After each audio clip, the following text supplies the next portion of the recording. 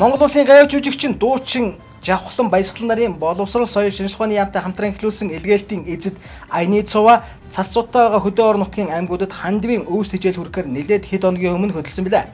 Малттай туслах зорилготой энэхүү Аяны хүрээнд аль 14 жилийн өмнө тус тусынхаа мөрийг хөөсөн дуэт дуучид эргэн нэгдэж хаврын найраг нэртэй хамтарсан тоглолтоор Монгол бүхий өргөөг 4 өдөр дөргиж чадсан билээ.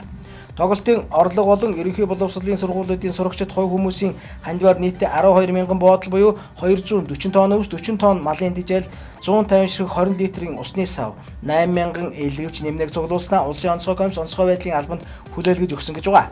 Хоёр гавьяат маань хандивын Аяна Өөр хангай аймгийн Засцуудтай сумаас эхлүүлсэн төдийгүй өвс дижээл малын нэмнээ айдсан 30-аас 40 зийлзэн 30 болон шалаанц машины цуваа төв толбаагаас сүртэй наргагүй хөдөлж байсан цаг саяхандаа саяхан.